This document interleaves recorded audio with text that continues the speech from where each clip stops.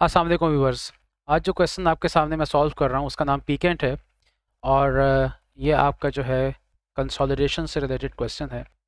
तो हम इसकी क्वेश्चन की रिक्वायरमेंट को पढ़ते हैं और इसको स्टार्ट करते हैं। सबसे पहले हम देखते हैं कि क्वेश्चन में हमें क्या जो है वो डिमांड किया गया है। इस क्वेश्चन की दो रिक्वायरमेंट्स हैं। मैं आपके सामने इस वक्त जो है वो इसकी रिक्वायरमेंट नंबर ए का जो सोल्यूशन जो है वो प्रेजेंट कर रहा हूँ अपने सोल्यूशन में। Prepare the consolidated statement of financial position for Pkent as at 31st March 20x4। 15 marks का आपके पास ये क्वेश्चन है। हमसे एसओएफपी डिमांड की गई है तो हम इसको स्टार्ट करते हैं। सबसे पहले हम जो है वो क्वेश्चन को पढ़ना शुरू करते हैं और हम as per my last lecture मैं जो हूँ वो सबसे पहले कुछ क्वेश्चन जो है वो लिख के रखूँगा और मैं देखता हूँ कि मैं क्वेश्चन में से वो डाटा जो है पहले से एक्सट्रैक्ट कर लूँ। सबसे पहले हम क्वेश्चन की जो है वो रिपोर्टिंग डेट देखते हैं। The summarised statement of financial position of the three entities at 31st March 20x4। Okay, so this is your reporting date. Okay, आपके पास जो है वो डेट ऑफ एक्विजिशन जो है वो क्या है, ऑन 1 अप्रैल 20x3। तो आपको यहाँ से नज़र आ रहा है बहुत क्लियरली कि जो एक्विजिशन है वो स्टार्ट ऑफ द ईयर है। तो यहाँ पर हमें रिटेन अर्निंग्स के ऊपर वर्किंग करने की ज़रूरत नहीं पड़ेगी।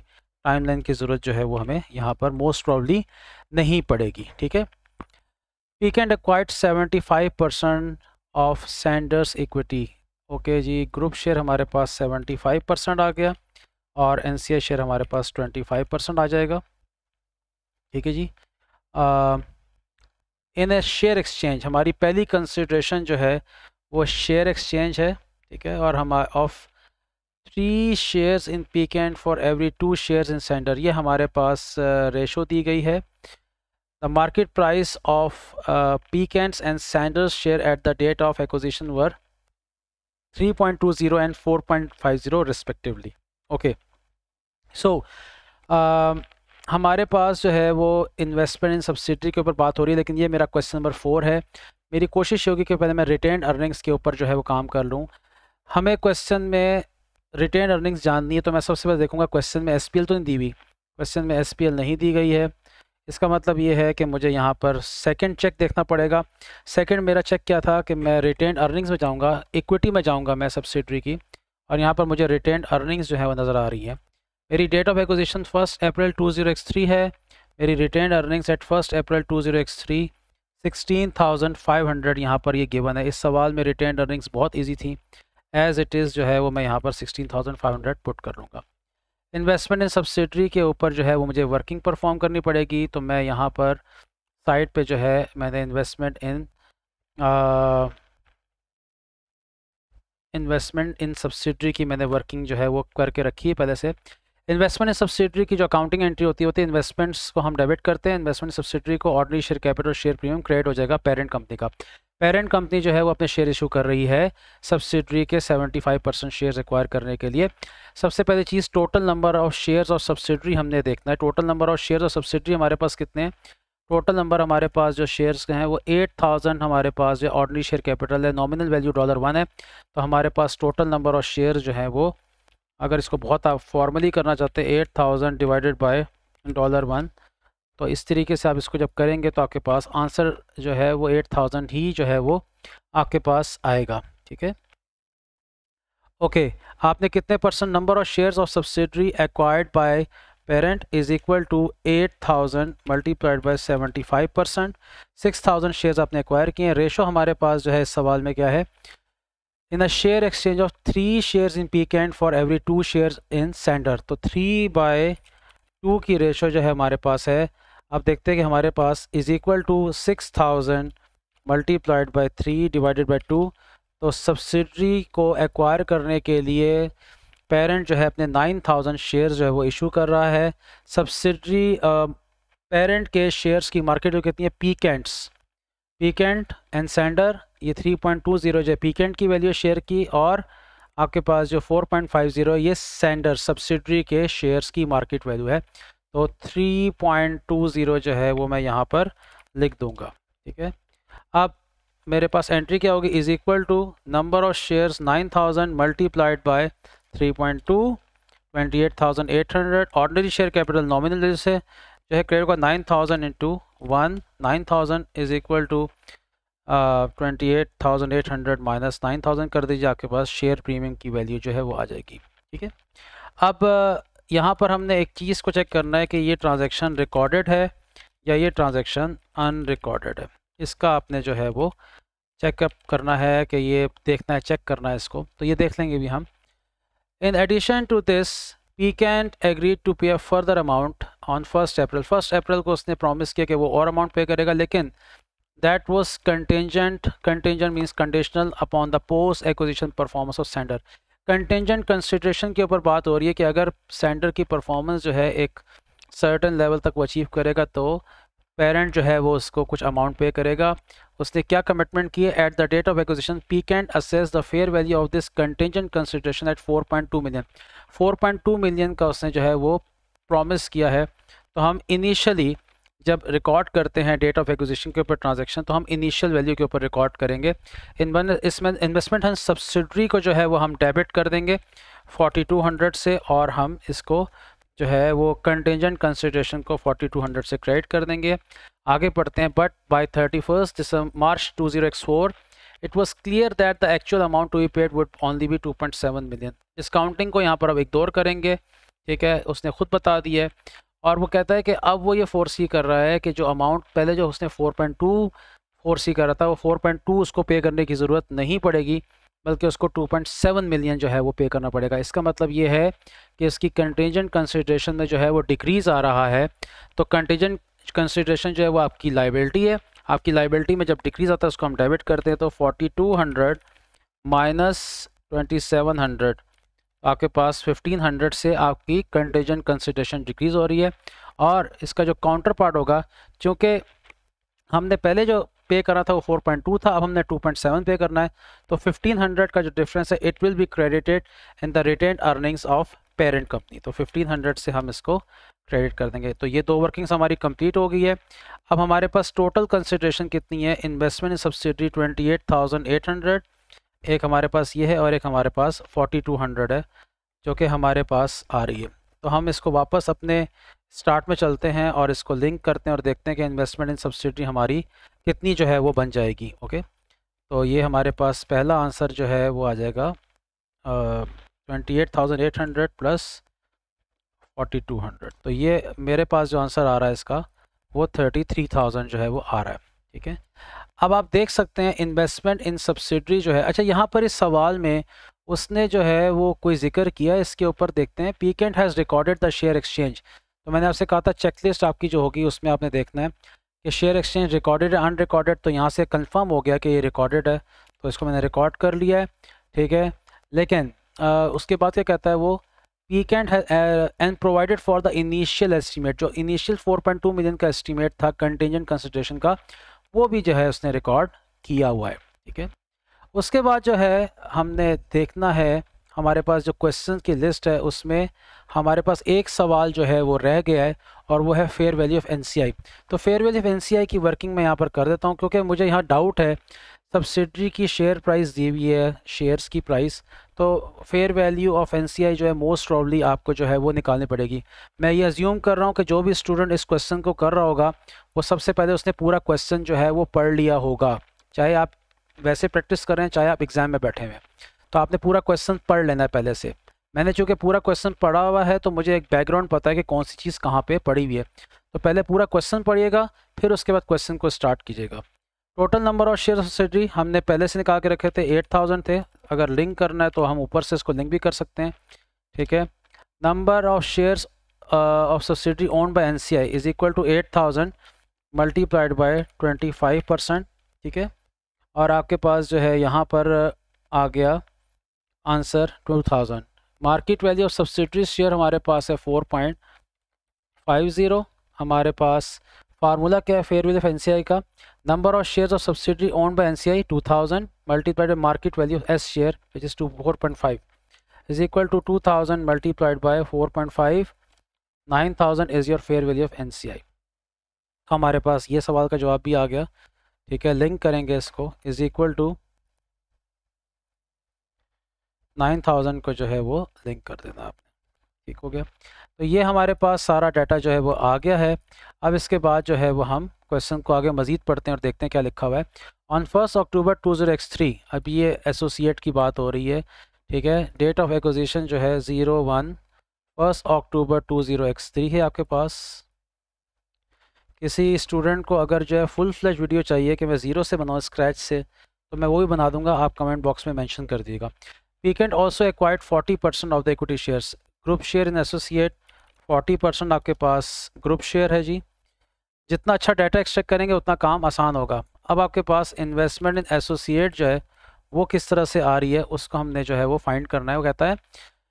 वो कहता है कि एडर पेइंग 4 इन कैश पर रिक्वायर्ड। तो पहले तो हमें ये देखना पड़ेगा कि हमारे पास एसोसिएट के टोटल नंबर ऑफ शेयर्स कितने थे, ताकि हम कैश कंसिडरेशन को जो है वो वर्कआउट जो है वो कर सकें। Total number of shares of A कितने हैं, 5000 हमारे पास ए का शेयर कैपिटल है। नॉमिनल वैल्यू जो है वो 1 है, तो 5000 आपके पास नंबर ऑफ शेयर्स आ जाएंगे। Number of shares acquired 40%, 5000 multiplied by 0.40, 2000 share अपने एक्वायर किए। कंसिडरेशन पर शेयर कितनी है, $4 है।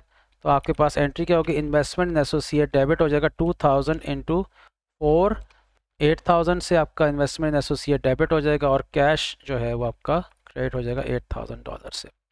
तो एक आपके पास जो कंसिडरेशन है वो है 8000 की, ठीक है। और बाकी देखते हैं आगे। उसके बाद वो कहता है an issuing at par $107% loan note for every 50 shares acquired in Adler. Ratio हमारे पास क्या है, एक लोन नोट 1 जिसकी नॉमिनल वैल्यू $100 है, आप वो इशू करते हैं 50 शेयर एक्वायर करने के अगेंस्ट। आप एडलर के 50 शेयर्स एक्वायर कर रहे हैं और $100 का एक लोन नोट जो है वो आप इशू कर रहे हैं।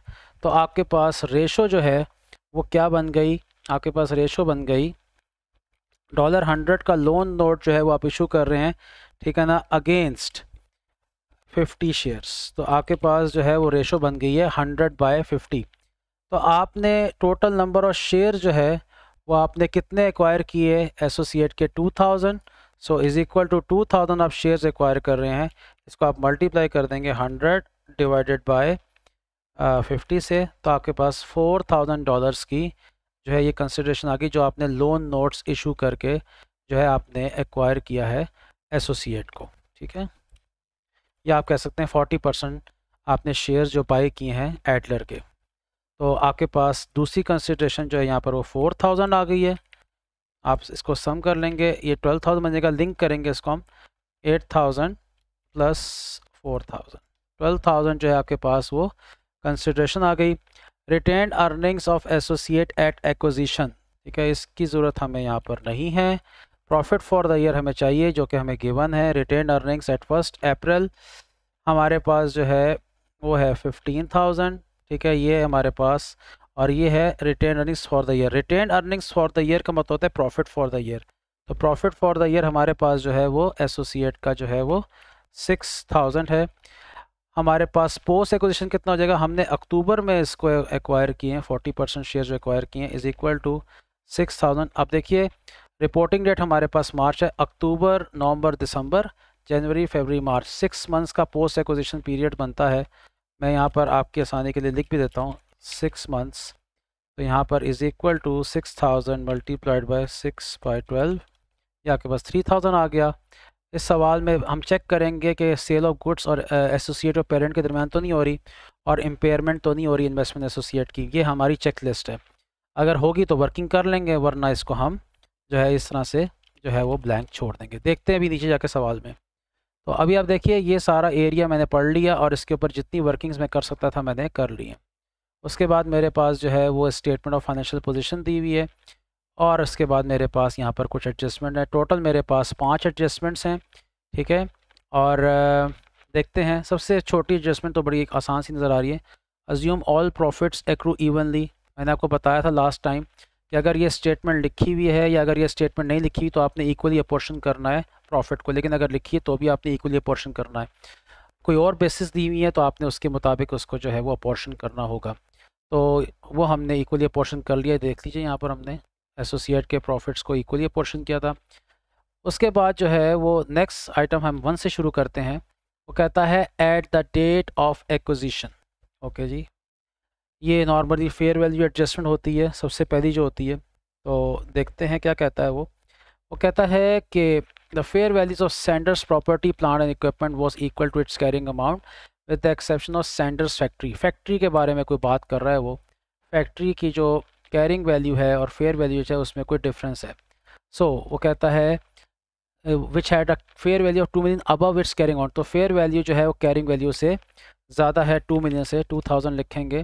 तो आप फैक्ट्री को डेबिट कर देंगे 2000 से और फिर एडजस्टमेंट क्रेडिट कर देंगे 2000 से। एंट्री करने की आपको ज़रूरत नहीं है एग्ज़ाम में, लेकिन मैं एंट्री इसलिए करता हूँ ताकि मुझे उसके इफेक्ट्स याद रहें। अगर आप एग्ज़ाम में एंट्री करना चाहते हैं तो आप कर सकते हैं, लेकिन मेक श्योर कि आपकी स्पीड टाइपिंग की बहुत अच्छी हो ताकि आपको ये एक्स्ट्रा जो चीज़ आप लिख रहे हैं इससे आपका जो है पेपर में टाइम के ऊपर जो है वो इम्पैक्ट ना आए। इसके ऊपर आपकी एक्सेस डेप्रिसिएशन भी अराइज होगी। अब उसने क्या दिया हमें, this requires additional annual depreciation. उसने आपको नंबर ऑफ, अब उसका हमने रिमेनिंग यूजफुल लाइफ नहीं दी, आपको कैलकुलेट करने की जरूरत नहीं, आपको डायरेक्ट उसने 100,000 की डेप्रिसिएशन बता दी, तो 100 आप यहाँ पर लिख देंगे, आपका काम आसान कर दिया उसने। दूसरी एक और भी फेयर वैल्यू एडजस्टमेंट है, also at the date of acquisition Sender had an intangible asset of 500,000 for software. अच्छा, अब इसमें क्या है जी, इसको रिकॉर्ड करना है, रिमूव करना है, क्या करना है देखते हैं। वो कहता है Pikant's director believe the software to have no recoverable value, यानी कि आपने अपने इनटेंजिबल एसेट को उसने रिमूव करना है यहाँ से, ठीक है। At the date of acquisition and Sender wrote it off shortly after its acquisition. वो कह रहा है कि दोबारा देखते हैं, पीकेंट के डायरेक्टर्स ये बिलीव करते हैं कि सॉफ्टवेयर की कोई रिकवरेबल अमाउंट जो है वो नहीं होगी, इसलिए हम इस एसेट को जो है वो यहाँ से रिमूव कर देंगे at the date of acquisition, जो सेंडर्स की बुक में अभी एग्जिस्ट करता है। सेंडर ने भी उस एसेट को जो है वो शॉर्टली जो है वो रिमूव कर दिया एक्विजिशन के बाद, यानी कि डेट ऑफ रिपोर्टिंग डेट के ऊपर ये इंटेंजिबल एसेट सेंडर की बुक्स में एग्जिस्ट नहीं करता है। तो आपने एसेट को रिमूव करना है तो एसेट को आप क्रेडिट करेंगे, इसकी वैल्यू कितनी थी 500, और आप फेयर एडजस्टमेंट को डेबिट कर देंगे। हमारी ये वर्किंग भी कंप्लीट हो गई। नेक्स्ट उसके बाद जो हमारे पास है वो है inter company sale of goods, and हमारे पास क्या बोलता है, वो कुछ बताता है वो क्या, at 31 March 20x4 Pikant's current account with Sander was 3.4 million debit. Current account का मतलब ये है पीकेंट्स करंट अकाउंट, पीकेंट का जो करंट अकाउंट है सेंडर वो 3.4 मिलियन डेबिट आ रहा है, यानी कि पीकेंट ने रिसीव करने हैं 3.4 मिलियन डॉलर सेंडर से। This did not agree with the equivalent balance in Sender's books. Sender के साथ ये एग्री नहीं कर रहा, डिसएग्रीमेंट में आ रहा है, क्योंकि due to some goods in transit invoiced at 1.8 million that were sent by Pikant but had not been receive by Sander until after the year end. देखिए पहले तो हम ना इसमें दो बातें जो है वो समझ लीजिए यहाँ पर, ठीक है। सबसे पहली बात ये है कि पीकेंट ये डिमांड कर रहा है सेंडर से कि आपने 3.4 मिलियन मुझे दे दें, यानी कि वो उसका रिसीवेबल। अगर मैं यहाँ पर इस तरह लिखूँ, पीकेंट का जो रिसीवेबल है वो जो है वो 3.4 मिलियन यानी कि 3400 पे एग्जिस्ट करता है। आप इसको इस तरह से जो है वो समझ सकते हैं। लेकिन जो सेंडर्स का जो पेएबल है वो है कितने पे एग्जिस्ट करता है, वो उसके साथ एग्री नहीं करता, नॉट एग्रीड विद 3400। क्यों एग्री नहीं कर रहा, क्योंकि गुड्स इन ट्रांजिट जो है वो इसका इशू जो है वो आपके पास आ रहा है। अब गुड्स इन ट्रांजिट का इशू जो है वो आपके पास जो है वो क्यों आ रहा है, वो इसलिए आ रहा है क्योंकि पेरेंट कंपनी ने कुछ गुड्स जो हैं वो सेंडर को भेजी है। देखें यहाँ लिखा हुआ है, वो कहता है due to some goods in transit invoice at 1.5 million that were sent by Pikant. Pikant आपके पास जो है वो सेलर है, ठीक है, तो इसने प्रॉफिट बनाया होगा, और सब्सिडरी जो है वो बायर है, इसकी इन्वेंट्री में वो चीज़ें मौजूद होंगी। तो इसका मतलब ये है गुड्स इन ट्रांजिट की बात हो रही है।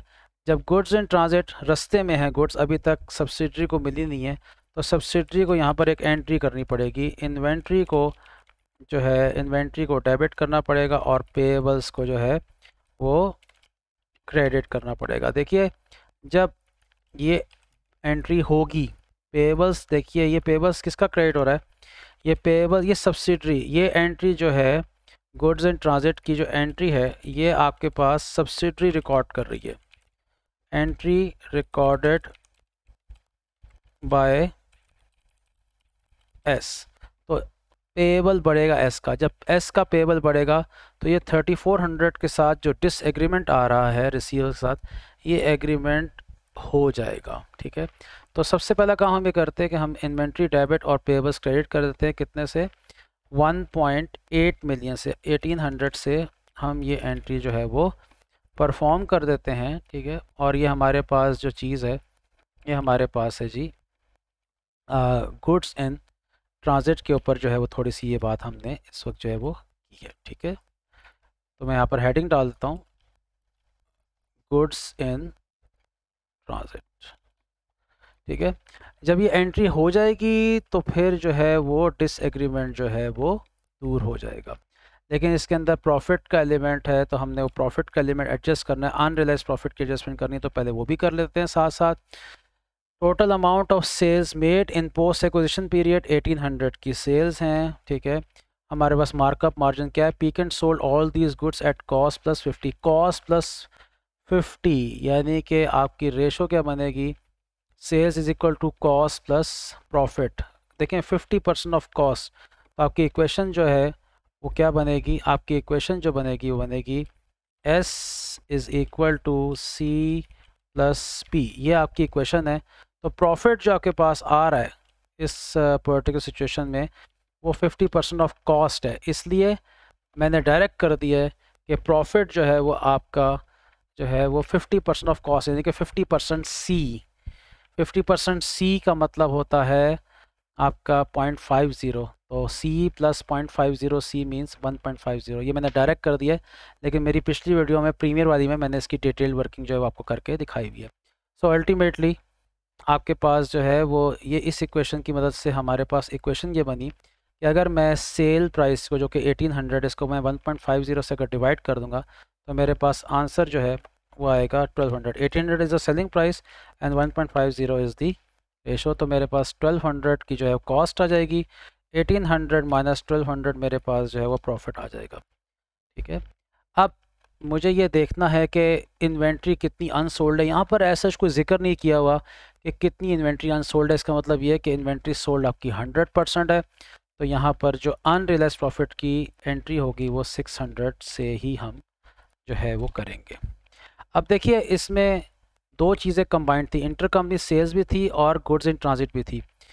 वीकेंड का रिसीवेबल 3400 सेंडर के पेबल से एग्री नहीं करा था, लेकिन जब गुड्स इन ट्रांजिट की एंट्री एस कर देगा जो कि 1800 से एंट्री बनती है, इन्वेंट्री डेबिट और पेबल्स क्रेडिट, तो ये दोनों जो है वो एग्री हो जाएंगे और एग्री होकर ये कैंसिल हो जाएंगे। जब मैं इसकी एसओएफपी बनाऊंगा तो वहाँ पर इस चीज़ का जिक्र दोबारा मैं करूँगा। उसके बाद नॉन कंट्रोलिंग इंटरेस्ट की बात हो रही है। देखिए मैंने आपसे कहा भी था कि मैंने सवाल पूरा पढ़ा हुआ है, मुझे पता है।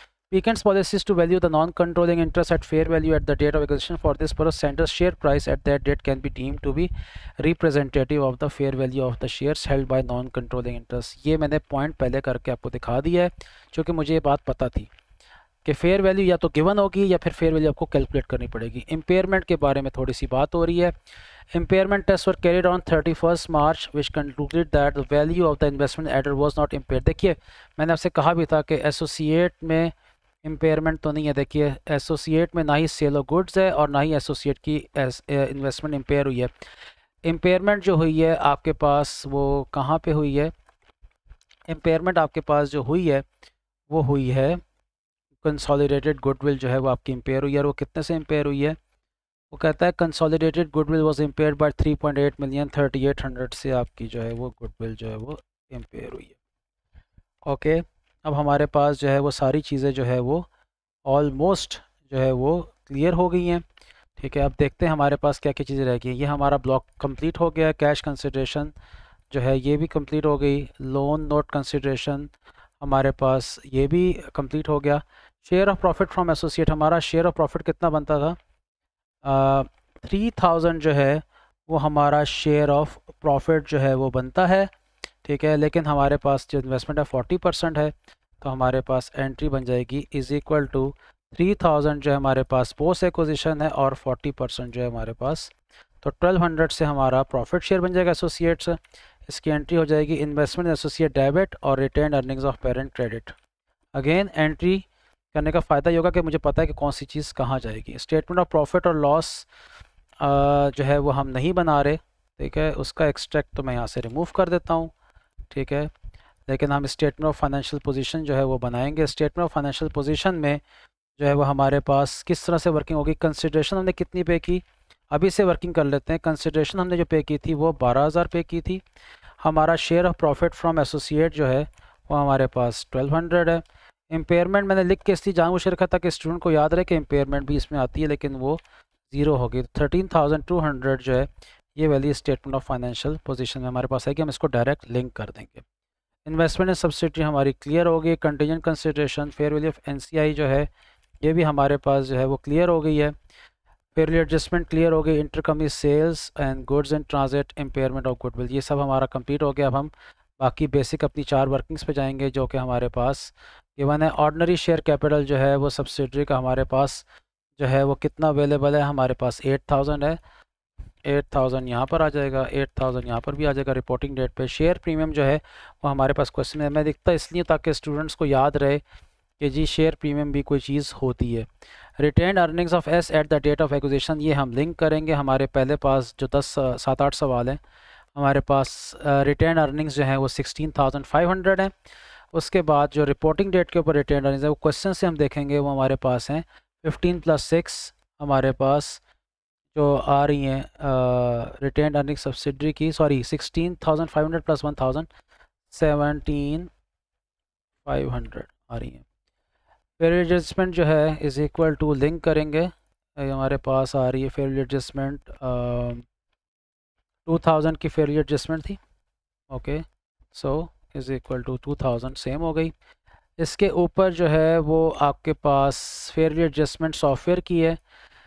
At the date of acquisition हम सॉफ्टवेयर को रिमूव करे थे 500 से, तो यहाँ पर माइनस का साइन आएगा, इज़ इक्वल टू माइनस, और हम यहाँ से लिंक करेंगे इसको। देखिए फेयर वैल्यू एडजस्टमेंट को मैंने यहाँ पर कहीं पे क्रेडिट किया हुआ है, ये देखिए fair value adjustment, sorry debit किया हुआ है। फेयर वैल्यू एडजस्टमेंट डेबिट हो रहा है 500 से इनटेंजिबल एसेट की वजह से। और हमने पता था सवाल में उसने बताया था कि right shortly after acquisition subsidiary ने इस एसेट को भी रिमूव कर दिया, तो यहाँ पर रिपोर्टिंग डेट पे ये एग्जिस्ट नहीं करता है। फैक्ट्री की डेप्रिसिएशन हमें सवाल में बताई गई थी 100,000 थी, लिंक कर देते हैं 100,000। ये देखिए रिटेन अर्निंग्स को मैंने डेबिट किया सब्सिडरी की, ये एक्सेस डेप्रिसिएशन है तो इसको माइनस का साइन लगाएंगे हम। और उसके बाद अनरियलाइज्ड प्रॉफिट S2P, अगर S2P सेल हो रही हो तो अनरियलाइज्ड प्रॉफिट इस फॉर्मेट में आता है। मैंने यहाँ पर इसलिए लिख के रखा है ताकि स्टूडेंट को याद रहे, लेकिन इस सवाल में ऐसी कोई चीज़ नहीं है तो यहाँ पर 0 आंसर आएगा, ठीक है। ओके, अब इसको हम ऐड करते हैं। 27,400 आपके पास रिपोर्टिंग डेट के ऊपर आपके पास नेट एसेट्स हैं और 26,000, तो पोस्ट एक्विजिशन जो हमारे पास है वो हमारे पास इसका डिफरेंस आ जाएगा which will be 1,400। Goodwill find करते हैं। इन्वेस्टमेंट इन सब्सिडरी हमारे पास हमने ऑलरेडी कैलकुलेट करके रखी हुई है 33,000, लेकिन हमने लिंक करना है, ये देखिए 33,000। फेयर वैल्यू ऑफ एनसीआई हमने कैलकुलेट करके रखी हुई है, ये देखिए 9,000, 39,000 सॉरी 33 और 9,000, टोटल हमारे पास जो आंसर आ गया वो आ गया 42,000। इसमें से हमने लेस कर दी fair value of net asset subsidiary at the date of acquisition which is 26,000, ठीक है। हमारे पास 26,000 आ गया। आंसर हमारे पास गुडविल का आ गया 42,000 माइनस 26,000, ये हमारे पास आ गया 16,000, ठीक हो गया जी, ओके।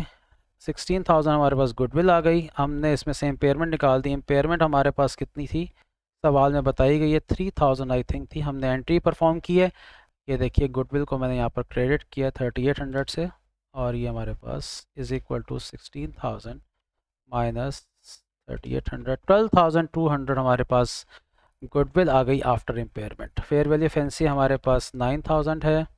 हमारे पास देखिए 27,400 हमारे पास एसेट्स हैं एट रिपोर्टिंग डेट और 26,000 है एक्विजिशन डेट के ऊपर। हम इसको 25% से मल्टीप्लाई कर देंगे, 1,400 इंटू 0.25, हमारे पास 350 आंसर आएगा।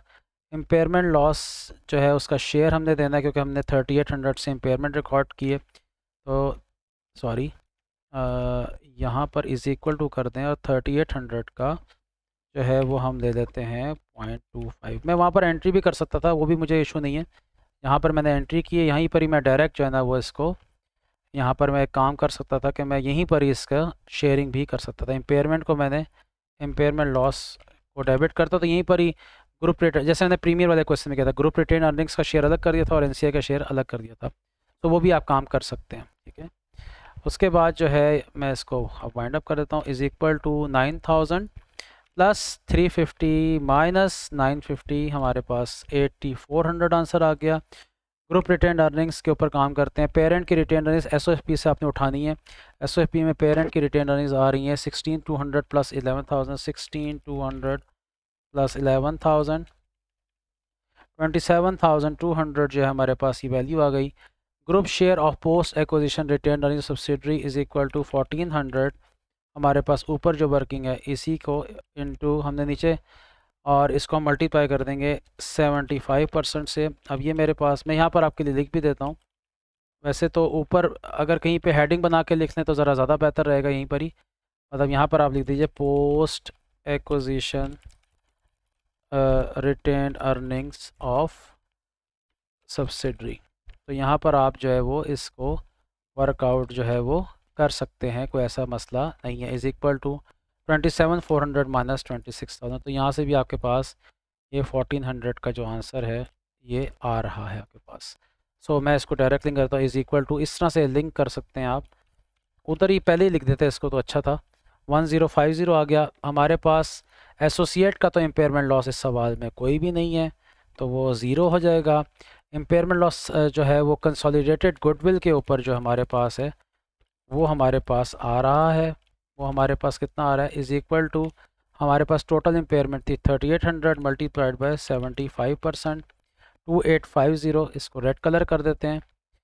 उसके बाद हमारे पास जो है वो share of profit from associate है, हमने वर्किंग की हुई ऑलरेडी। 1200 हमारे पास मेरे ख्याल से शायद था इसका आंसर, एक मैंने एंट्री की है, ये देखिए 1200 मेरे पास है, ये पॉजिटिव फिगर आएगी। अनरियलाइज्ड प्रॉफिट P2S यस 600 आएगा, माइनस बाद में देख लेंगे इसको। ये यहाँ पर रिटेन अर्निंग्स मैंने डेबिट किए 600 से, यहाँ पर आ गया, इसको रेड कलर कर दिया। आप बेशक माइनस साइन लगाएं ना लगाएं, फार्मूले में कर दें, वो आपकी मर्ज़ी है। इसको आप माइनस कर दीजिए, कोई इशू नहीं है, इसको आप यहाँ पर माइनस कर दीजिए, कोई इशू नहीं है। फाइनेंस कॉस्ट डेफर्ड कंसिडरेशन इस सवाल में नहीं है, ज़ीरो। कंटीजेंट कंसिडरेशन में डिक्रीज़ आ रहा है, हमने इसकी एंट्री ऑलरेडी की हुई थी। कंटीजेंट 1500 से मैंने ग्रुप रिटेन अर्निंग्स को क्रेडिट किया हुआ है। सो सम करते हैं इसको और हमारे पास आंसर आ जाएगा 27500। उसके बाद जो है वो हम इसकी एसओएफपी जो है वो ड्राफ्ट करेंगे। प्रॉपर्टी प्लांट इक्विपमेंट की वैल्यू हमारे पास आ रही है 37500 प्लस सब्सिडरी के 24500 प्लस हमारे पास fair value adjustment. Fair value adjustment हमारे पास कितनी थी, 2000 की फेयर वैल्यू एडजस्टमेंट थी, और माइनस नहीं आप प्लस ही कर दें क्योंकि डेप्रिसिएशन की फ़िगर नेगेटिव है। तो हमारे पास 63900 जो है वो हमारे पास आ जाएंगे। Property plant and equipment, intangible asset हमारे पास इस सवाल में एग्जिस्ट नहीं करता है। इन्वेस्टमेंट इन एसोसिएट 13200 मैंने पहले से वर्कआउट करके रखी है, डायरेक्ट मैं इसको जो है वो लिंक करूँगा। ये देखिए स्टेटमेंट ऑफ फाइनेंशियल पोजीशन 13200, और गुडविल की वर्किंग 2 है जो कि मेरे पास इम्पेयरमेंट के बाद आई थी। ये देखिए 12200। इसके बाद जो है वो मेरे पास इन्वेंट्री है। Parent is equal to inventory 10000 plus सब 9000 माइनस नहीं प्लस गुड्स इन ट्रांजिट थी 1.8 मिलियन की, एंट्री मैंने की है। ये देखिए ये मैंने एंट्री की है गुड्स इन ट्रांजिट की। इन्वेंट्री को डेबिट किया 1800 से, और minus unrealised profit retain earnings को, इन्वेंट्री को मैंने क्रेडिट किया 600 से। ये आपके पास वैल्यू आ गई 20200। रिसीवेबल्स आपके पास आ गए इज़ इक्वल टू पेरेंट के 6500 प्लस सब्सिडरी के 1500 माइनस इंटर कंपनी हमारे पास जो था वो कितना था, हमारे पास 3400 था। सवाल में आपको बताया करंट अकाउंट, तो मैंने वो लिखा हुआ है, ये देखिए यहाँ पर लिखा हुआ है 3400, ये रहा। ओके, सो 4600 आपके पास रिसीवर्स आ गए। सम कर लेते हैं जी ये सारा, 114100 आपके पास टोटल एसेट्स आ गए। Equity shares is equal to हमारे पास 20, क्योंकि वो ट्रांजैक्शन रिकॉर्डेड थी तो हमारे पास एग्जैक्ट 25,000 ही आएंगे। हमारे पास शेयर प्रीमियम जो है वो 19,800 आएगा, एज़ इट इज़ आ जाएगा, कोई इसमें चेंज करने की ज़रूरत नहीं है, ट्रांजैक्शन रिकॉर्डेड थी। रिटेन अर्निंग्स की वर्किंग की है हमने, रिटेन अर्निंग्स हमारे पास आ रही हैं 27,500। हमारे पास NCI जो है वो आ रहा है 8,400। लोन नोट्स की अमाउंट जो है वो हमारे पास किस तरह से आएगी, देखिए 14,500 हमारे पास है लोन नोट। अच्छा जी, उसके बाद जो है वो सब्सिडरी का कोई लोन नोट है, ये 2,000 का है, तो इज़ इक्वल टू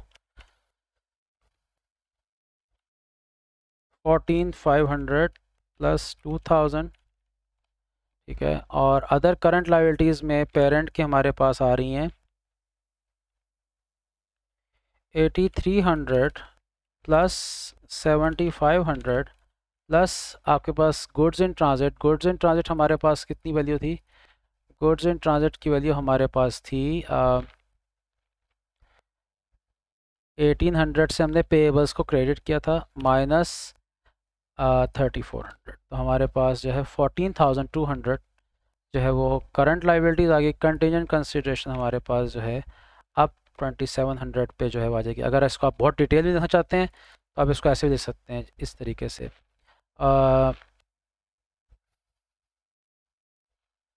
4,200 माइनस 1,500, देखें ये इस तरह भी आप इसको लिख सकते हैं 2,700। इसको सम करते हैं, हमारे पास ये इसका आंसर आ गई, हमारे पास statement of financial position complete हो गई। आई होप सो कि आपको ये वीडियो पसंद आई होगी, और अगर कोई आप पूछना चाहते हैं तो कमेंट बॉक्स में या व्हाट्सएप पे मैसेज करके जो है वो पूछ सकते हैं। थैंक यू, अल्लाह हाफिज़ एंड टेक केयर।